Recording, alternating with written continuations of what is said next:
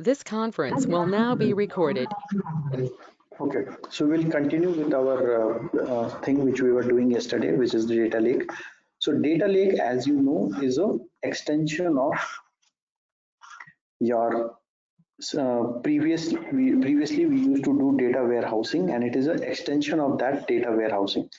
Now, the benefits of data lake is that you can collect and store the data, any kind of data at any scale. You can go ahead, store the data, collect the data, and you can scale the data. So in future, if the data is becoming more and more and you have to do more and more analysis on that top of that data, so S3 is a very good place where you can go keep on dumping your data, and you can at any time segregate the data, you can partition the data, you can start reading the data. Then it's a secure place where you will not get any unauthorized access and all. You can catalog and search the data. So if you simply keep on dumping the data and you don't have any catalog or any way to search that data, that does not make any use. And one more thing which cloud brings is it decouples compute from storage. Means compute is your EC2 and storage is your S3. So both the components are independent at different places. So there is no problem where it gets merged. Like in our local system, there is a possibility that the CPU and the hard disk both are at the same place. So there is a possibility that if your CPU is gone, maybe your hard disk is also gone. Then it's a foolproof. It's a new technology which is capable of accommodating our new data set, new data set. Okay. So here you can go ahead and put any relational or non-relational data, whatever data you have, you can come and keep it here. Size is never a question. You can go from terabytes to exabytes. Then one very good thing is the data warehouse technologies or the BI or the business intelligence technologies which we were using previously. They told that you bring the data in this format, you change the schema of the data, then only I will allow you to write in my table. If the data is not in this particular schema, I am not going to allow you to write that or to make an entry on my environment. So that was a problem.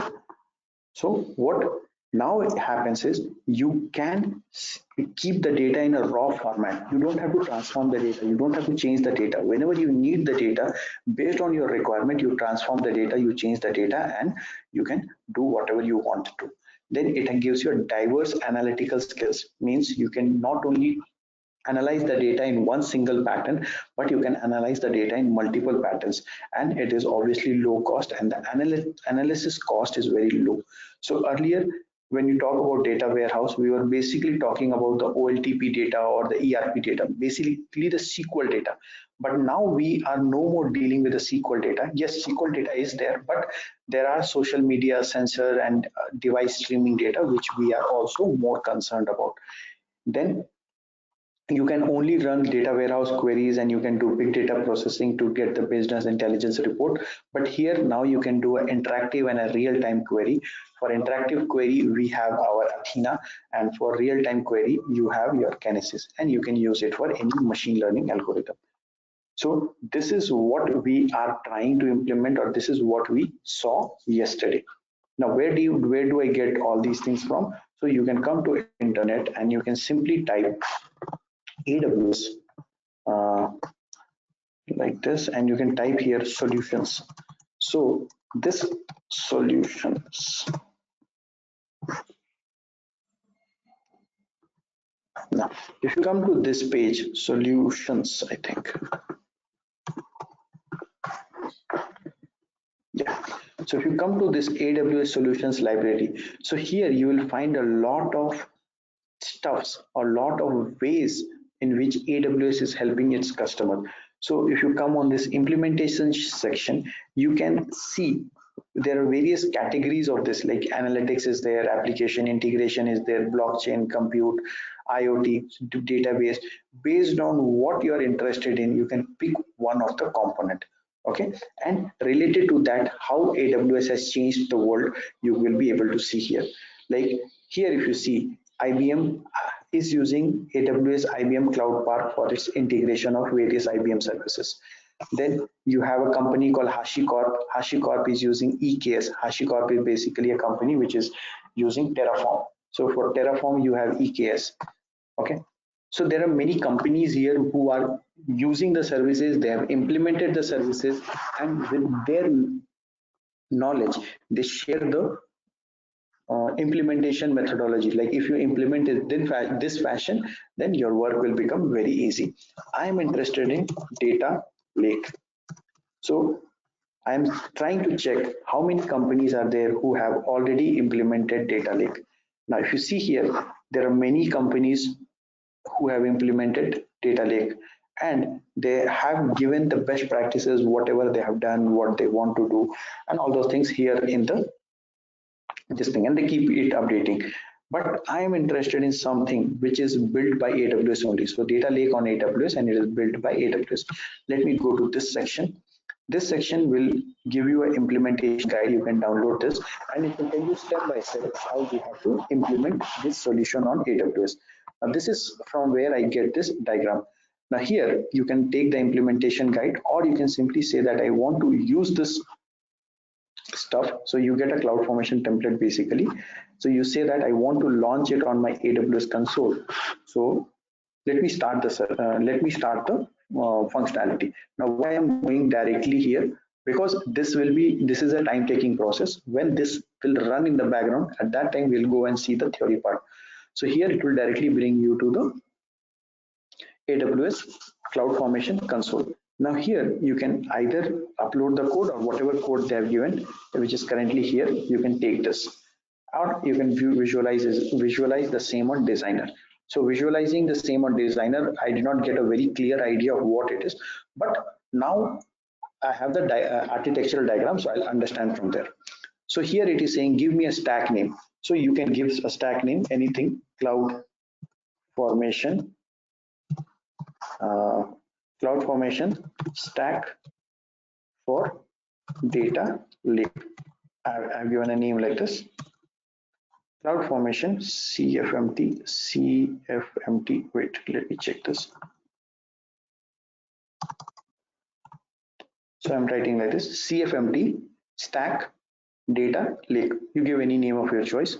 Then the next parameter it is asking you for is the admin configuration. What will be your admin name? So let me say my admin name will be this. Then it says what will be your admin's this thing email ID. So I'll give my email ID nikani681@gmail.com, and then this cognito thing I will leave it as blank, and let's move ahead. For time being I'm leaving it as blank. Tag and all, again I'm leaving it blank.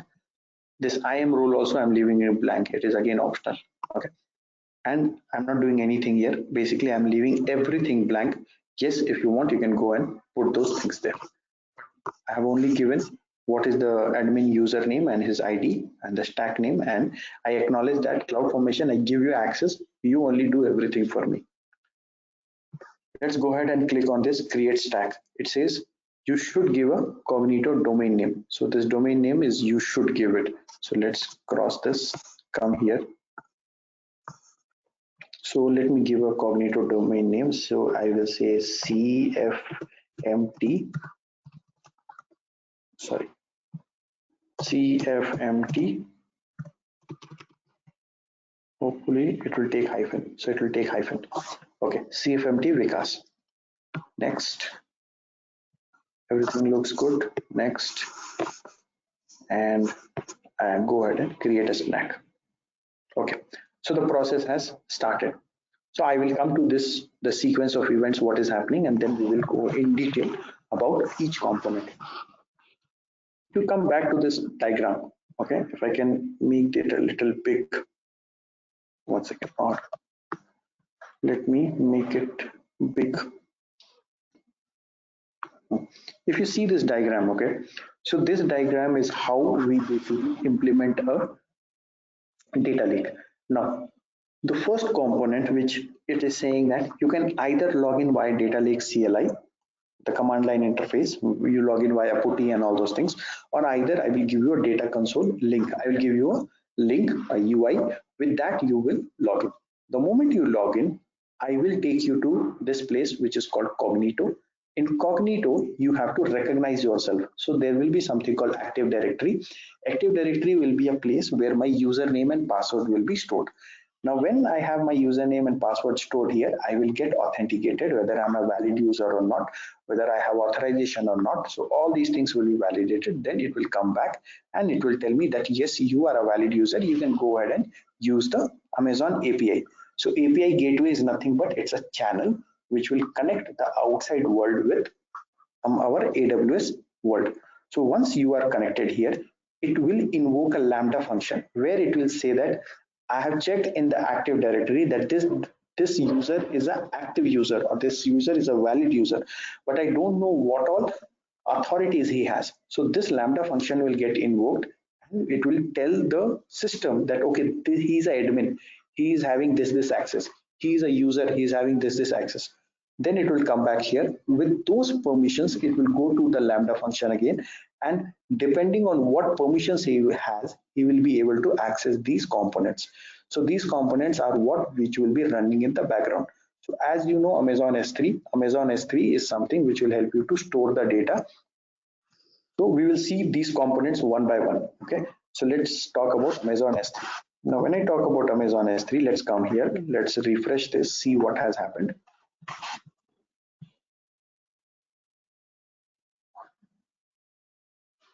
So few creates are done. So let me one by one go into the stuffs.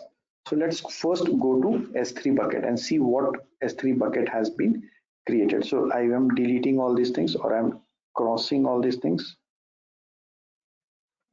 So I'll come here, services, S3.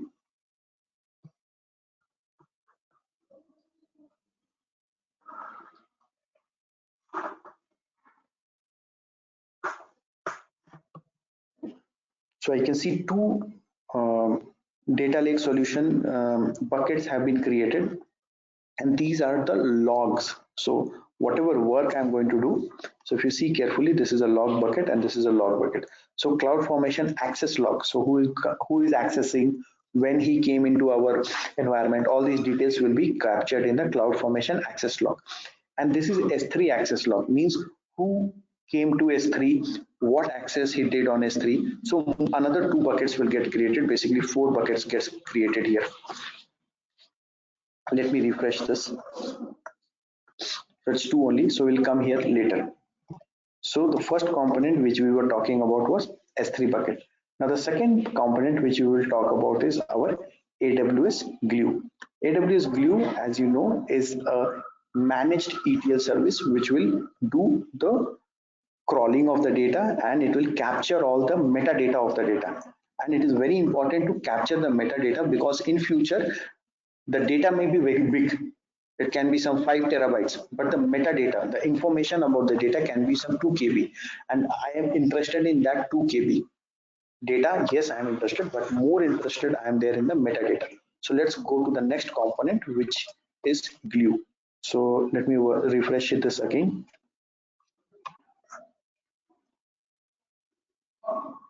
Okay, let me come to services. Here, let me look for glue.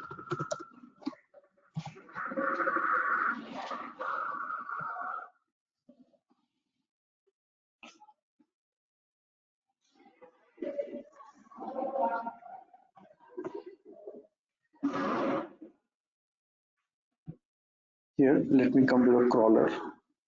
So this glue thing has not been created. Let me come here and check what all has been created. Okay. So stack creation is in progress. API logging. So API logging was created. Bucket is created. Data storage. Okay. So this thing is done. API logging. So we'll check API logging. Then S3 logging is connected.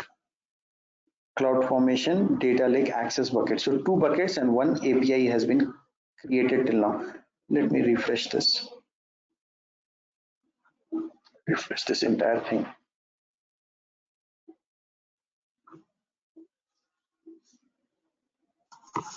That much only. So basically some 3-4 components has been created. So this is API thing. Now API thing is getting used here. So this is the API basically. So API, as I told you, is a gateway or it's a channel which will allow the outside traffic or the outside world to interact with AWS. So how this API works, what this API will do, let's come and see. So glue thing is not created yet, so it will get created. Come here, API. So if you see here, API, you can build, manage, and deploy APIs from this API gateway. Let's go inside.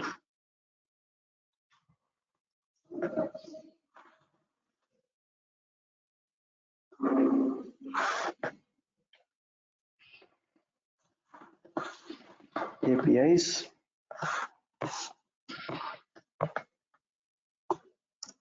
Don't have any API right now.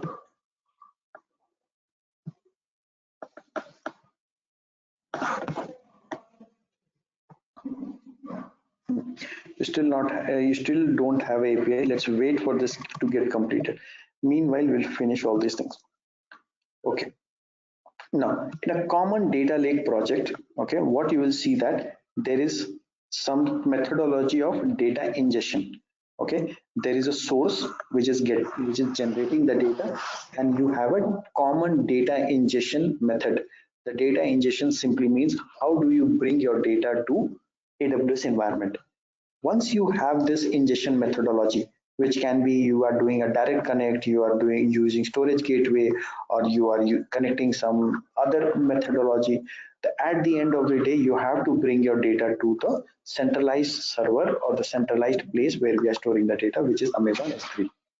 The moment the data comes to our S3, from here we can start our work. Now the first work what we can do is we can manage and secure this data.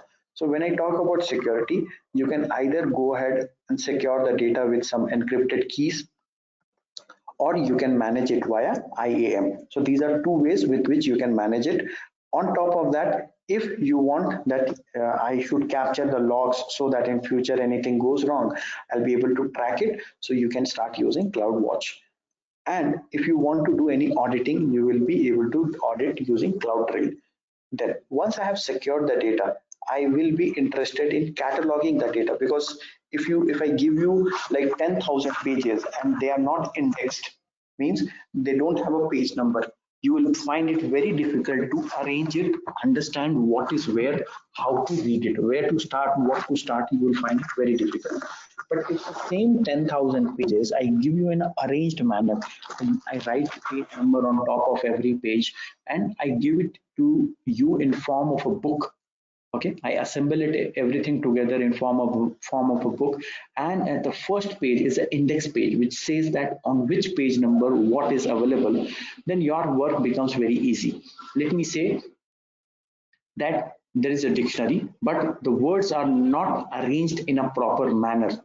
Okay, and I say that go and find what is the meaning of this word. So it will be very difficult to you to go ahead and find meaning of that word unless and until you know where that word is there in the dictionary. Similarly, if you don't catalog your data, it will be very, very, very difficult for you to go ahead and search your data whenever you are requiring or requesting for that data. So it is very important that you apply indexes, you apply catalog, and you arrange the data in a very specified manner. When you talk about data cataloging, we will can do it on a DynamoDB table. We can store the catalogs there. You can use Elasticsearch, you can use Glue, and there is a new component which AWS has introduced in recent years, which is AWS CloudFormation. So it says that you don't have to manage anything, you don't have to launch anything. I will only do everything for you. You just tell me what actually you want to do. So this is on the catalog and search part. Once you are done with that and your data is present in your S3, you can access the data, you can integrate it with some user interface.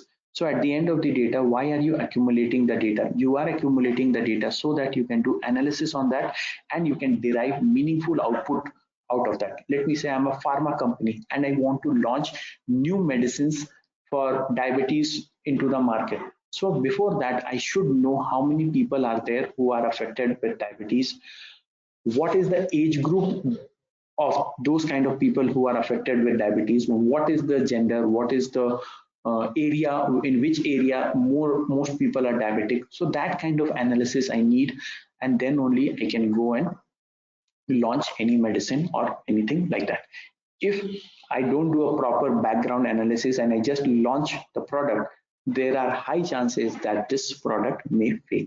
So analysis is again important, and analysis has to be done. So you have a lot of services which help you to do analysis and visualization of the data.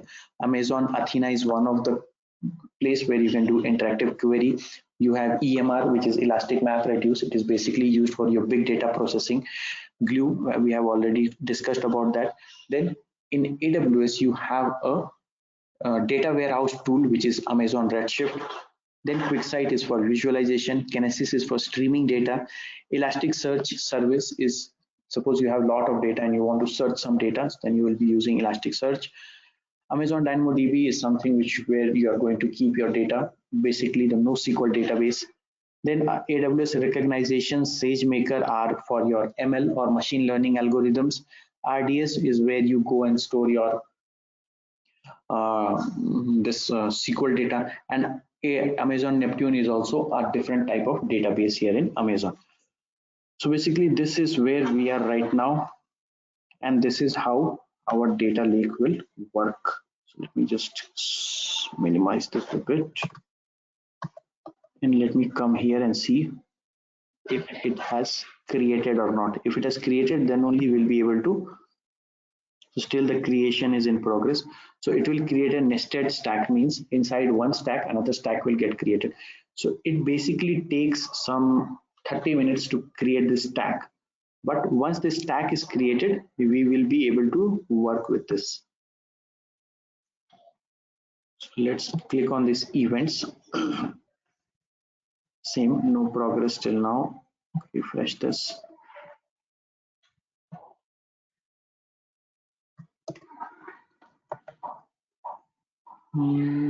Let's talk about this.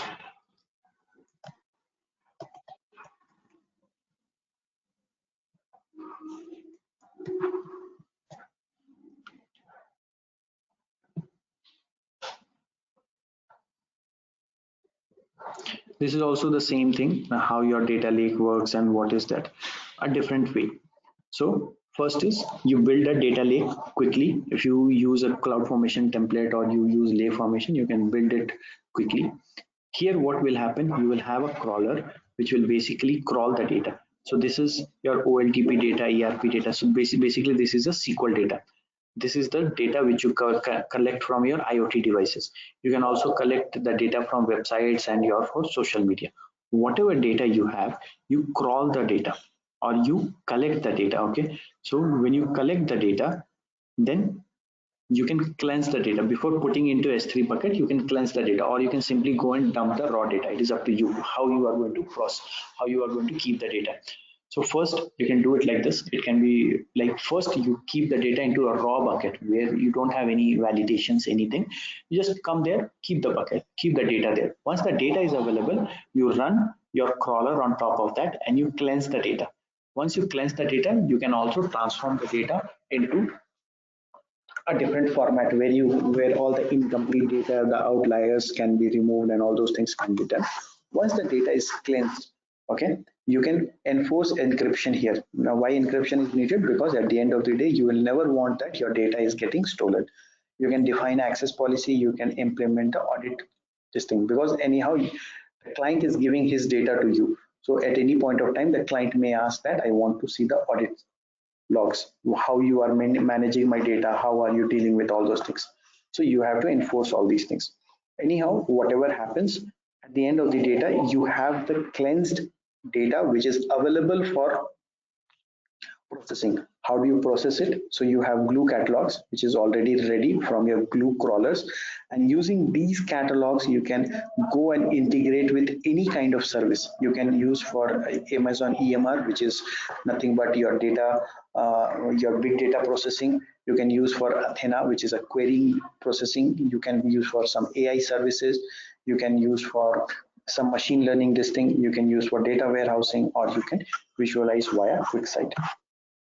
More or less this is very much same to what we discussed in the previous slide, and this is the last one I guess.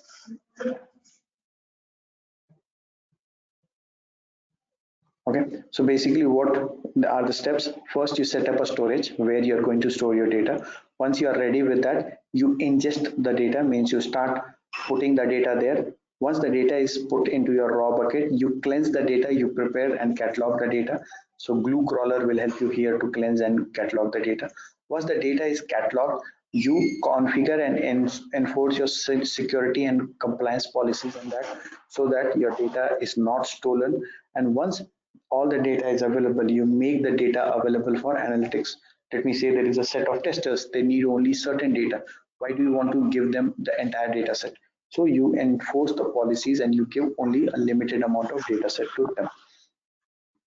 Whenever you're talking about a data lake, what all things you should be talking about: the front end, how the user is going to log in; the configurability, how are you going to configure the entire system; what are the roles and policies, who is going to come in, what he will be able to do; how will you validate the users; how you will keep the catalog entries of the system; how you will do search; how you will do governance, accessibility, metrics, logs, and audit and traceability.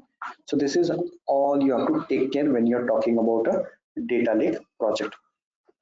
So this will make more sense if you are from a BI background or a business intelligence background, where your work is this only, or you're from a data scientist background where your work is only to deal with data. You are given with lot and lot of data and you have to simply analyze everything, whatever is there, and you have to give some graphical representation to your client and all those things.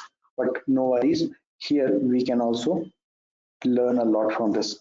But for this has to get completed. Still one got completed, still one is in progress.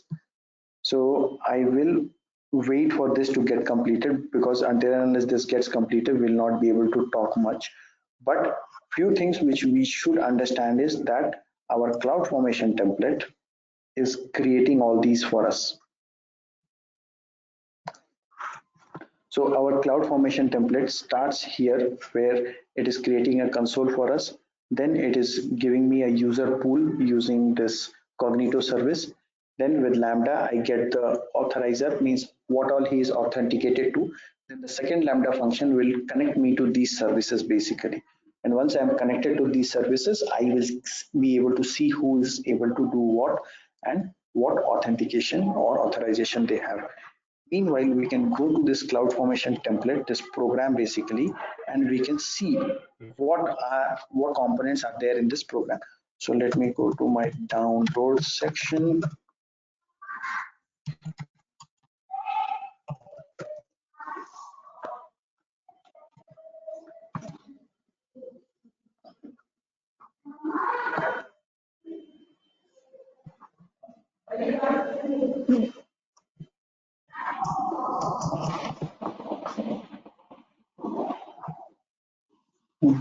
This is one which I got. I will open it in Notepad++. No, no. I will say the what language is this? I'll say it's a YAML language. So language, yeah.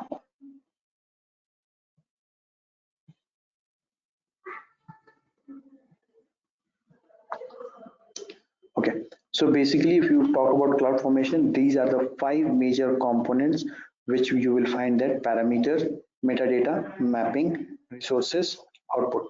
Out of this, only this section, resources, is mandatory. Rest all are optional. Whether you write, you don't write, the CloudFormation template will not give you a syntax error. Okay, so it's a very common question: which component is important or the mandatory component? So resource is the mandatory component. We'll start from this. So output. So output means at the end of the day, what output are you going to get? So if you see carefully, you are going to get a URL for your data lake console. How can you log into that data lake console? So you get a data lake console URL. You get a Amazon Cognito user pool. So you get a user ID and you get a UI client app where you will be able to log in. And this UI will be deployed here. So this is the output basically. The output is you get a UI with some credentials where you can just go and log in. It will be a static website where you will get a web page, you put your credentials and you will be able to log in. So this is your output section. So first we covered output section. Next, we will cover this AWS template version. So I told you this template version has not been changed after 2010, and it is 2010-0909 since it was created. Again, you can come here, write a description, whatever description you want to give, you can give a description. Then you come and talk about parameters. Now, parameters are nothing but what values you are going to give to the system. So obviously, if you remember, I have given an administrator name, which I gave as Vikas. I gave an administrator email ID, which I gave Bunny Gani 681, something like that. And then I also gave the cognito domain name. So there are some limitations that the allowed pattern is you can give anything A to Z and 0 to 9, and there is a hyphen which you can give. Apart from that, you can't give anything else. So like this, I have given 3 parameters. Now, then comes this metadata section. Now here in this metadata section, you will be able to find that there is something called administration configuration. So the parameters which you have sent, which is your administrator name, which is your administrator email ID and cognito domain, will be taken. Now, if you don't provide these details, these default values will be taken. So if you give a name, very good. If you don't give, it will be administrator name, administrator email ID, and Amazon cognito domain name. So these things will be there. And against these values, whatever you have keyed in, that will be picked up and it will be processed. This is about metadata. Close this. Then let's come to mapping. Now mapping, as I told you, mapping is more of your region specific. So if you are launching some application in one region, it may not work in another region. I'll show you what I'm actually talking about. So let me say I am here to launch a EC2 instance. I want to launch a EC2 instance.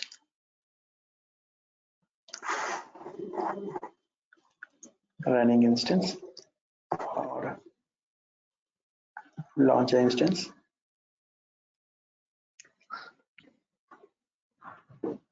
So if you see here, this machine, let me say this Red Hat Linux machine, this machine or any machine, this has a unique AMI number. See, this has a unique AMI number. Now this is, maybe it is local to North Virginia. When you come to Mumbai, when you change your region to, let me say Mumbai or London, let me say you change your region to London.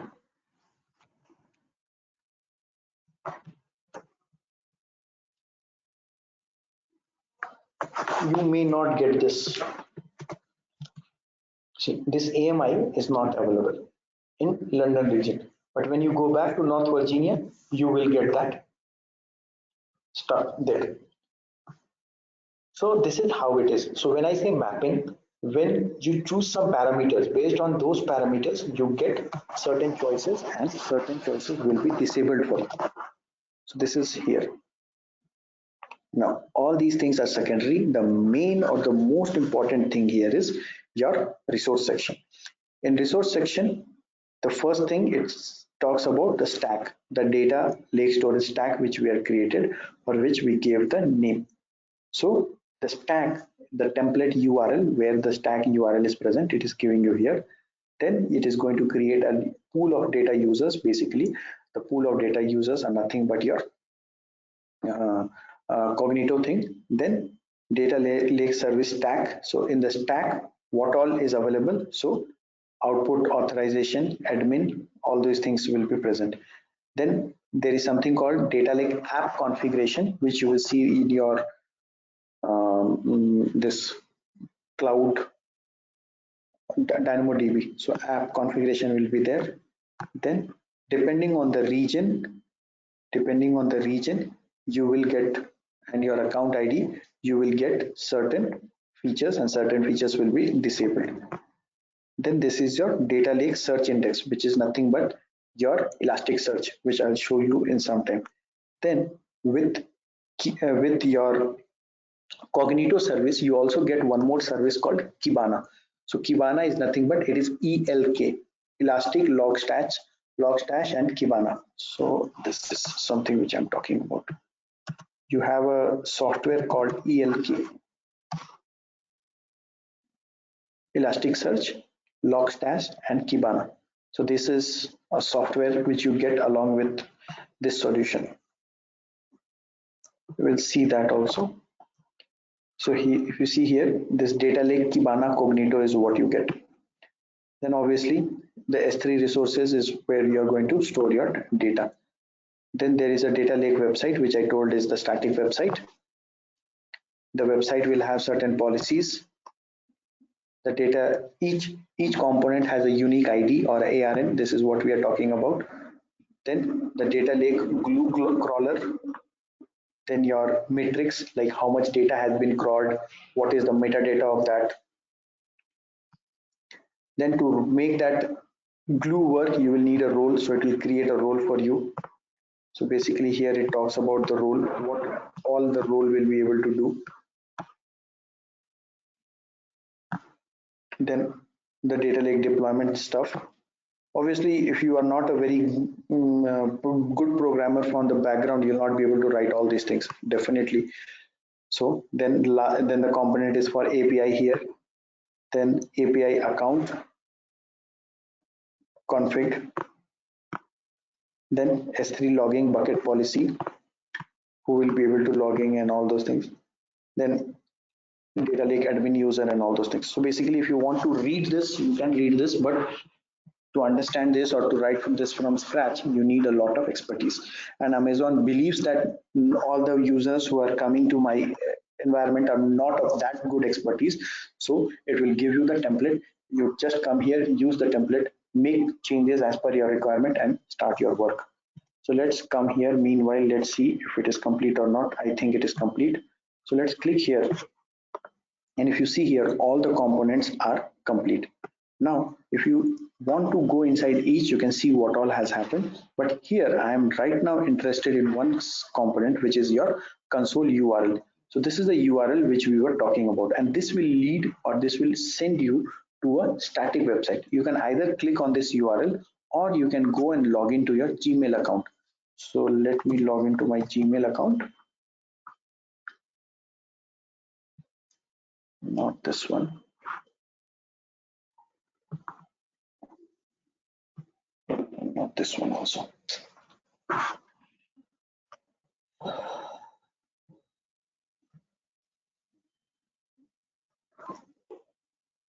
Not this one. So I don't remember which account I've given, so I can very well come here to the resources, stack info, and here I will get the details, stack policy, template, change set, parameters. Here I'll get. So this is the email ID I've used. Let me see.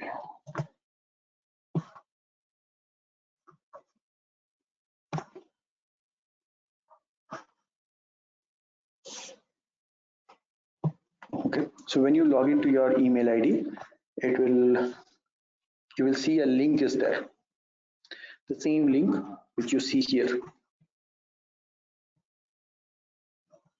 Yeah. The same link in the output, what you see here, you'll be able to see it here also. You can click on this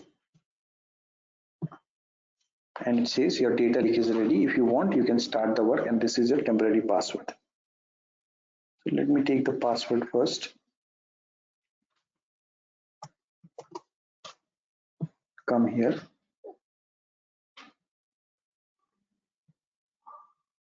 Provide the email ID, which is Bunny Gunny 681 at the rate.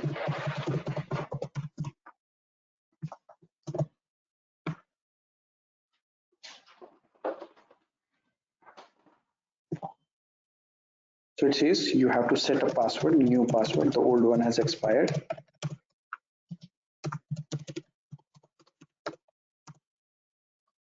Set the password.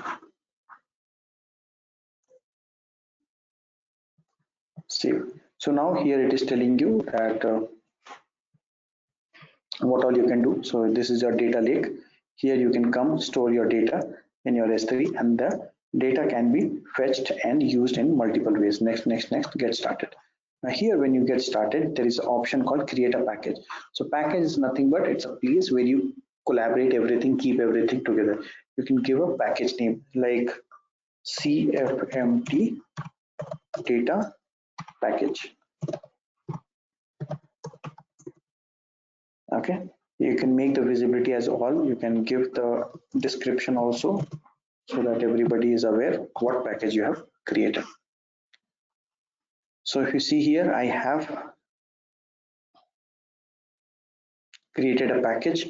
Now if you see here, content is 0. So either you can link this to your S3 or this is your local file. Now basically this is the file which you will be using and running your analysis on. So let me say publish a local file. So I have a local file. On that I want to run my analytics. So let me go ahead and upload that file. So I will find that file here somewhere. Let me say this is the file which I am interested in, and I'm going to upload this file.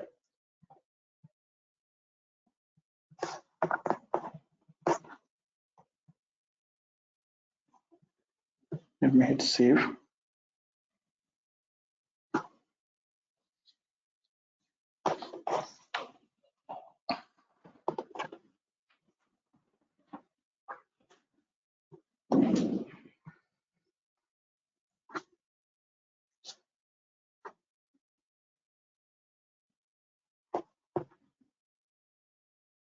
So if you see here, this particular data has been kept here, and now this is ready to be analyzed, or you can start your work here. Now, how to analyze this data? So to analyze this data, you have to come here to your console and see what the glue crawler will do for it. This GL glue.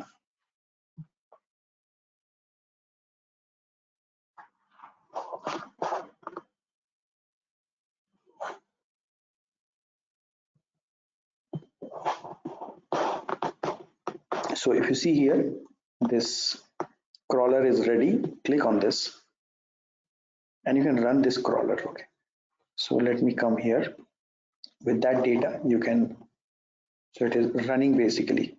Because I uploaded the data, this crawler, which is created by my CloudFormation, is running and it is trying to capture this data or trying to create a metadata of this data. So it has done the analysis and it is stopping right now. So let's wait. And here, once it is done, I will see that the table is there. Yeah, this is the table. I click on this table. You will be either able to edit the table or you will be able to view the content of the table. So I'm interested in viewing the content of the table. So let me come here, actions, and I want to say view data.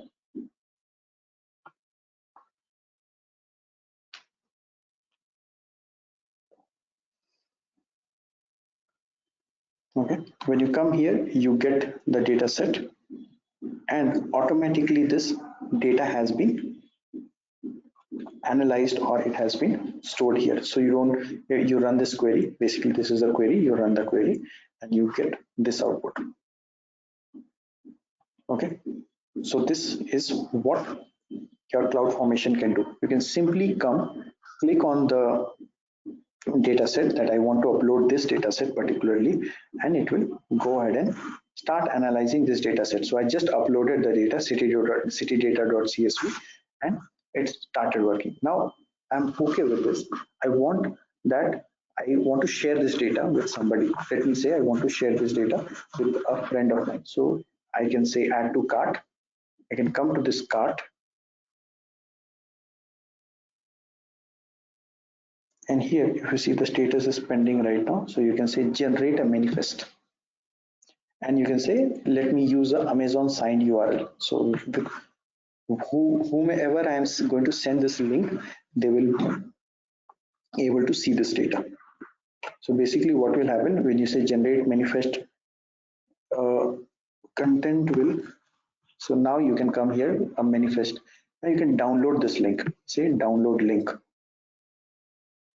a link or a JSON file will get downloaded. Now I will close everything. Okay, let me say I don't need all these things. I'll close everything. So basically, this JSON file, when you open, okay, show all, it contains a URL, which, and inside that URL, everything is there. Edit. So if you clearly see this, there is a URL.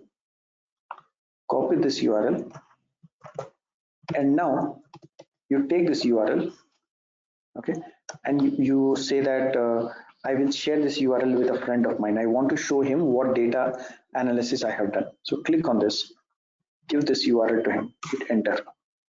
The moment you hit enter, this data will get copied and he will be also able to see the data. So this is a very basic or a very common stuff which we have done here. You can do more and more. Remember one thing, this data lake will cost you a lot of money, because this data lake, if you come here no to the dashboard, and when you come to a setting,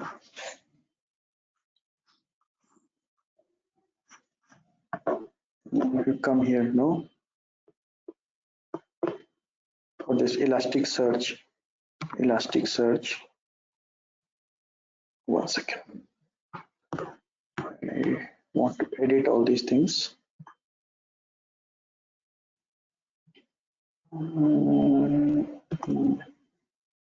Data lake, one second, let me go back.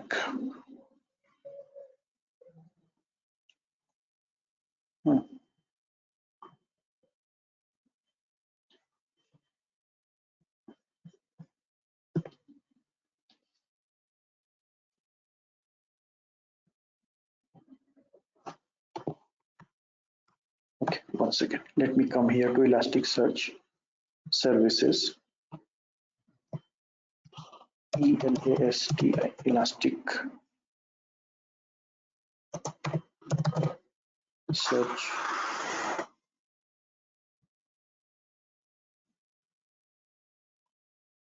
So this is the data lake domain which was just now created. If you click on this, and if you come to edit domain, you will see here that it is running with 2 AZ. I don't want that. I want only 1 AZ.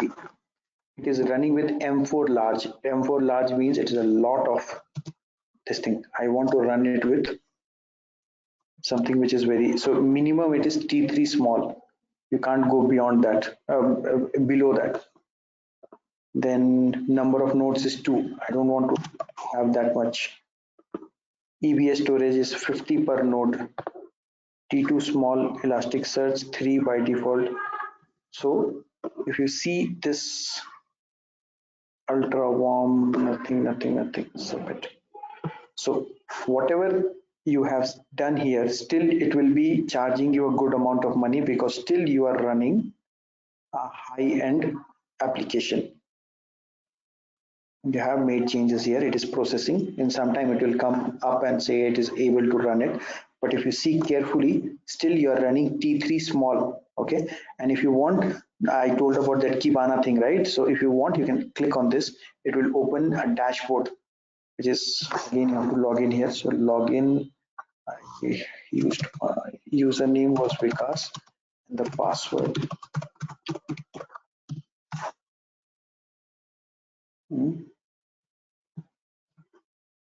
But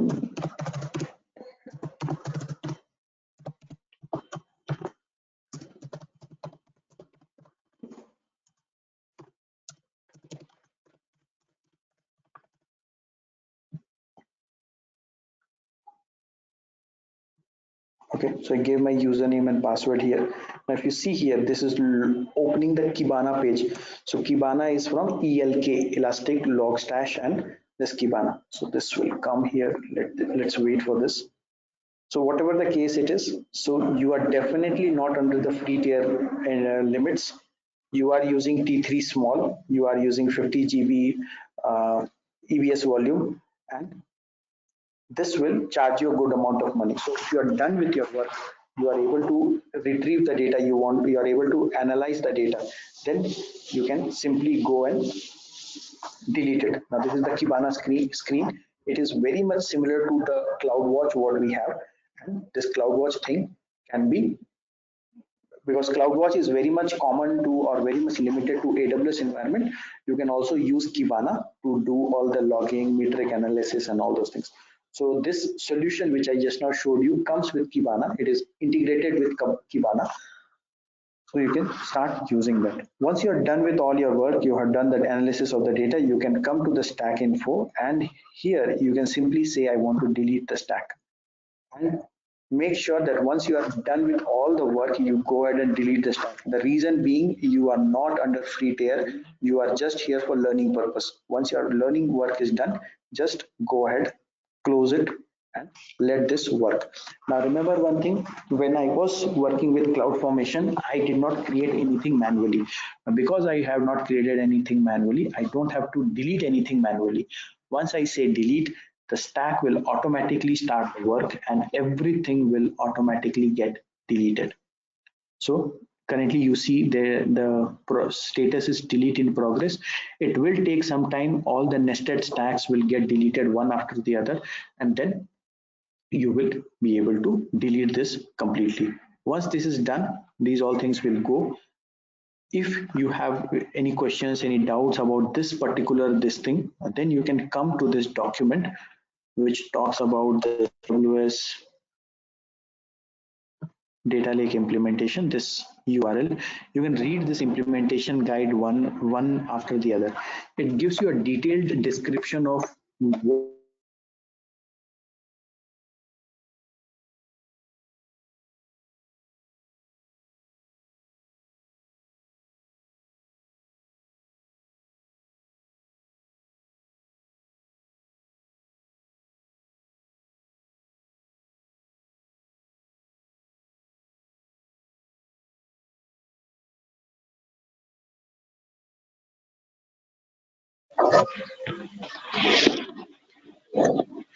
Because your voice is not audible.